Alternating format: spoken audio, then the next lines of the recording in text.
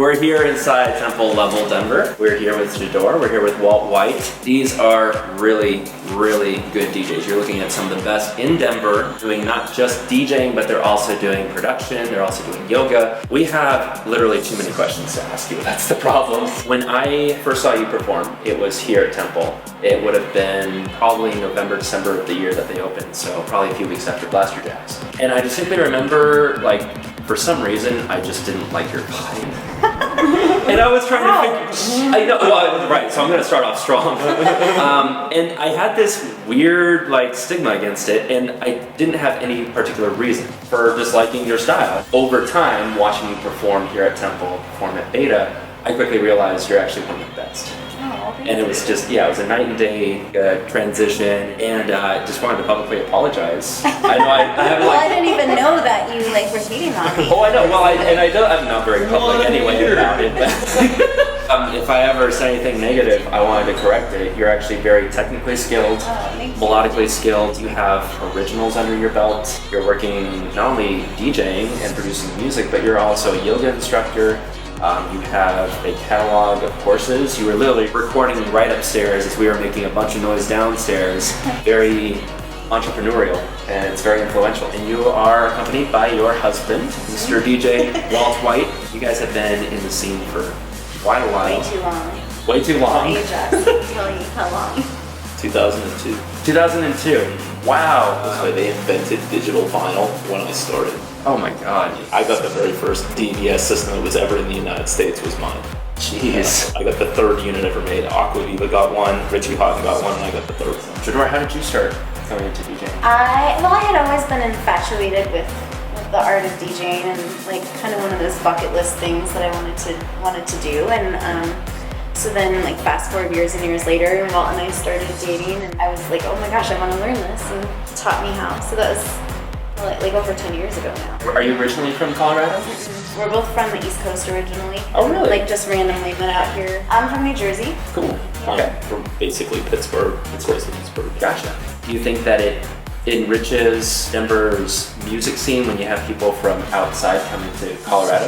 Yeah, for sure. I moved out here in 2000. You were like, what, 95, somewhere in there? 94. Yeah, so it's been a while. So we've seen that both the music scene and then just the influx of people coming into Colorado in general beyond the music scene. Denver is such an influential city musically. Yeah. Set for the electronic scene. I mean, it's hard to beat it, whether it be just artists coming through Denver, which we're so blessed to have that often, or people moving here and being a transplant in this scene and bringing their taste of it. It just expands what we can offer and what our scene is all about. Your tagline is, she wants to dance. She wants to make you dance. Mm-hmm. That is your energy. That is purely your energy. I recall doing your headline show here a few weeks ago. I remember doing lights, high use of strokes, good energy, beautiful interludes between your drops. It was just very consistent mix. You have a very unique style too when you produce original music. It's actually been a while since I've spent time on productions. Is there a specific reason why? Yeah, there's a couple of reasons for sure. So I'm a mom. We have an 8-year-old. Yeah. And what I started to find after spending some time, really dedicating a lot of time towards productions, first of all was that I didn't love it as much as I loved just to perform. I never really got into being hugely in love with it. And then I also started to have to weigh where my time was being spent, to really spend time on productions and to do a great job on them and to immerse yourself in that. It's a full-time job, absolutely. Yeah. And as a mom, I don't feel like I have the time or want to even dedicate that time to just my free time being in front of my computer in the studio. Right. And it also felt like a risk to do that to me. And who knows if it would take off. And then I also started to question, really, did I want that to take off, and what would that mean for my son, and what would that mean for me as a mom? I feel like I have a very strong sound style in whatever genre I play, and the music and the remixes that I pick, and Walt really does too. But yeah, I just stepped back from it and tried to embrace what I love within music, which is DJing, at least within the past year and a half. You said about 2002, so I'm trying to think music scene here was very different than it is today. going back to 2002. Yeah, I came to Colorado because I was a professional cyclist, and I was training at the Olympic Training Center. I was one of the coaches down there for speed skating and stuff. So I was living here anyway, and I started to not win anymore, and nobody was paying attention to me. So I eventually had to think of something to do where people started paying attention to me, and somebody drugged me to a rave, and I saw Paul looking full with his hands up in the air. I want to do that. Yes. I have an IT degree, so I was very connected with a few venues that rave owners like in the roller skating rink industry. So I kind of just wormed my way in and made myself valuable and turned myself into like the wolf from Pulp Fiction, and kind of made myself valuable in the scene amongst all the people, and eventually found a club that wanted to hire me on as a technical manager that managed all the electronics, and the club was new enough that they didn't really have a DJ platform with DJs, and I got to DJ too, and I kind of taught myself how to do it. And the reason why I teach people how to DJ is because nobody taught me.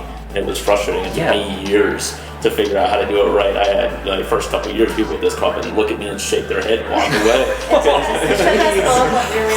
And that's what happens a lot to DJs. Nobody's willing to teach them because it's like this coveted technology and knowledge base that they don't want to share because they're afraid someone's going to take their jobs. I was like, other people should know how to do this too. Both my parents are symphony musicians and music teachers.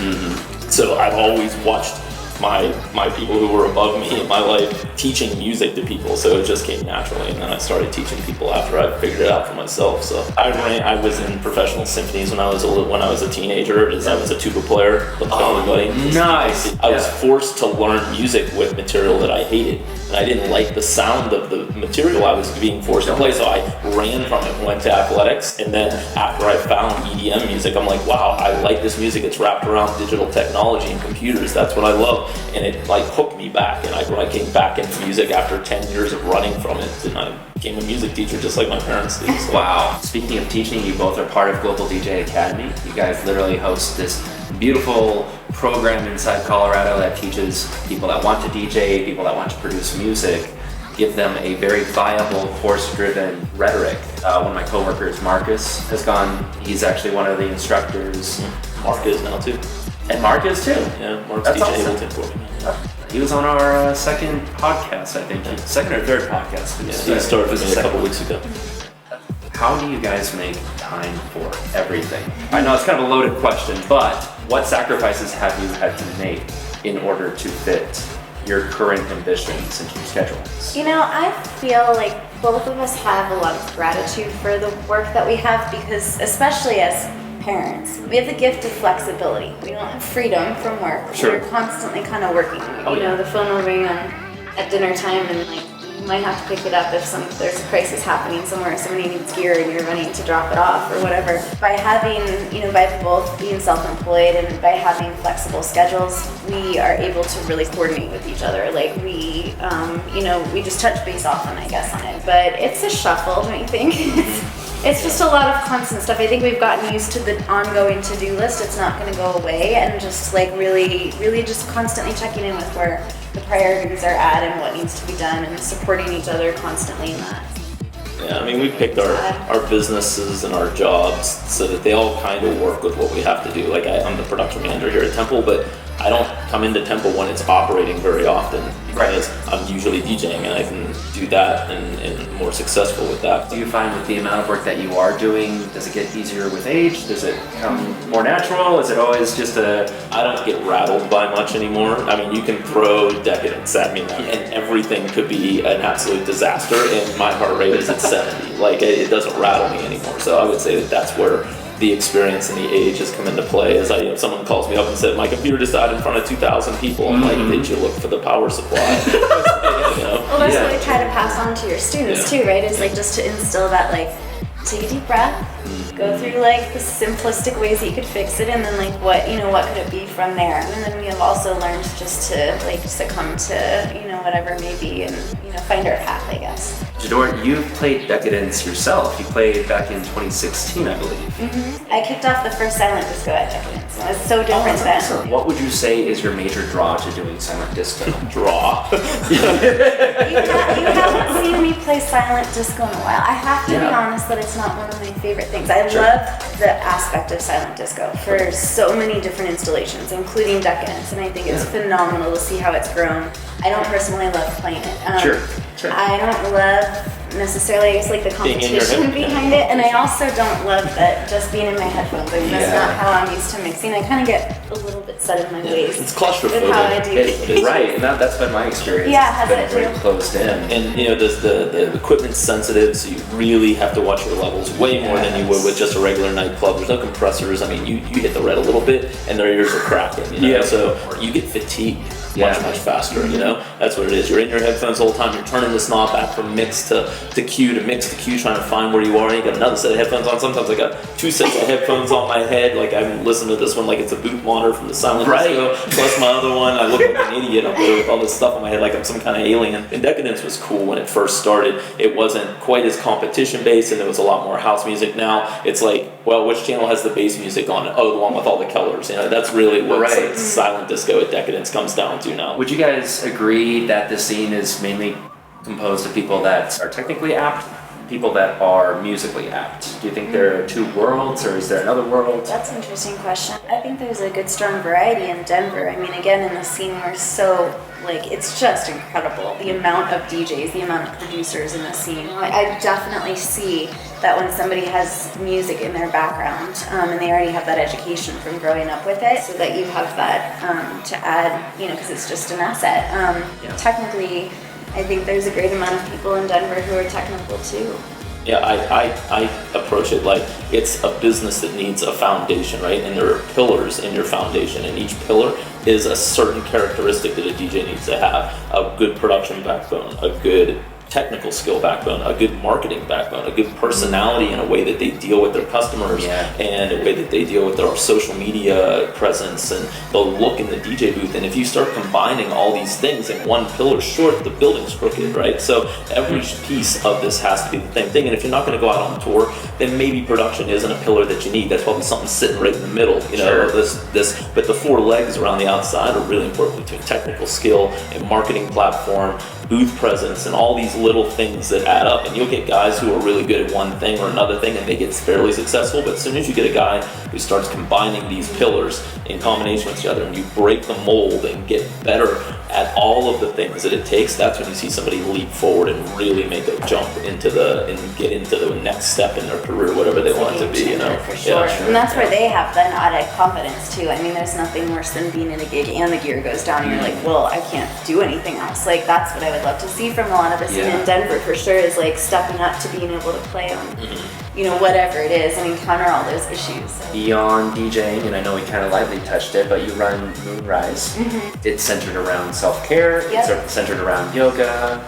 I even saw that you do wedding yoga, you do bridal shower yogas. Yep.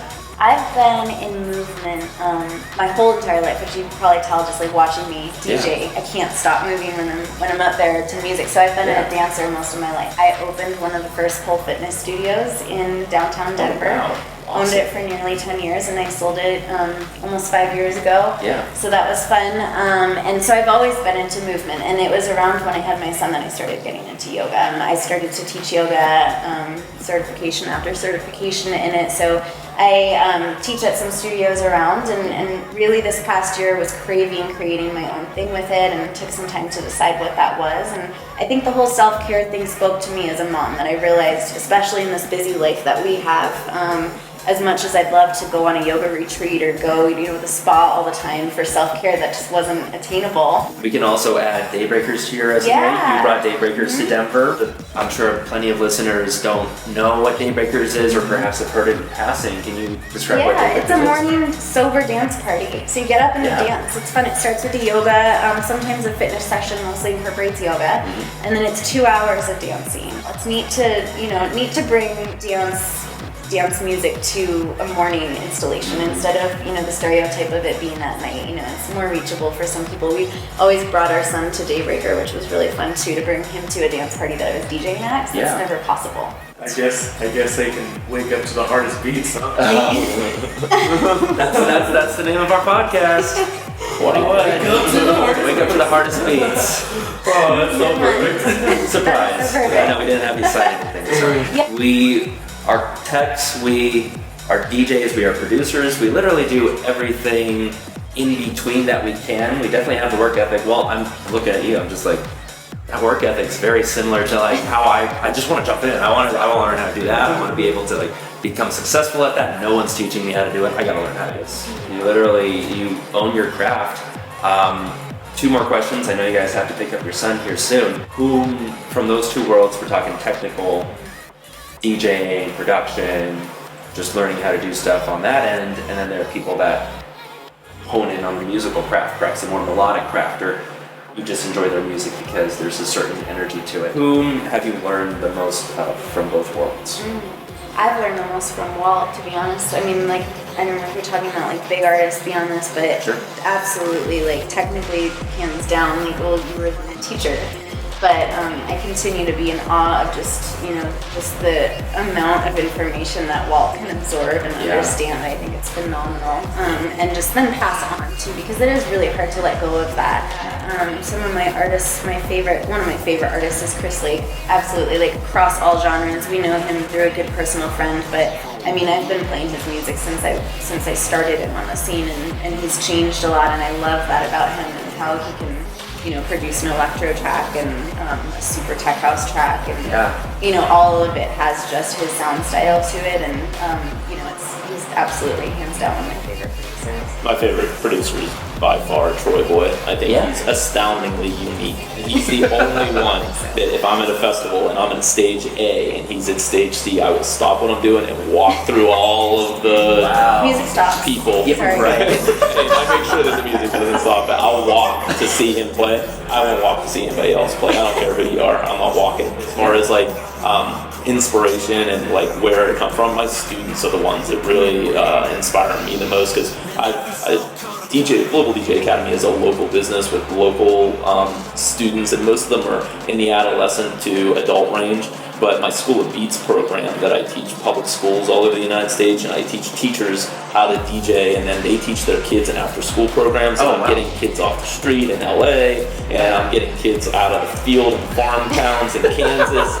I'm doing all of these schools all over, and I see all these different cultures of people, and they all care about DJing. And then I get to see these kids develop, and I see what they get excited about, and that's like, it drives me to be excited about things that I wouldn't have even thought of before, so that it's really important to me to have my interaction with my students, because that kind of keeps me grounded and lets me know what the newest, latest, greatest thing is coming out, because I don't pay attention that much, stuff like that. We try to keep up. Working with my kids is probably the thing the most. And I get some kids who make it out, and they get out of Denver. One of my first students is Brondo, and he's now on national tour, and he's probably my biggest success story.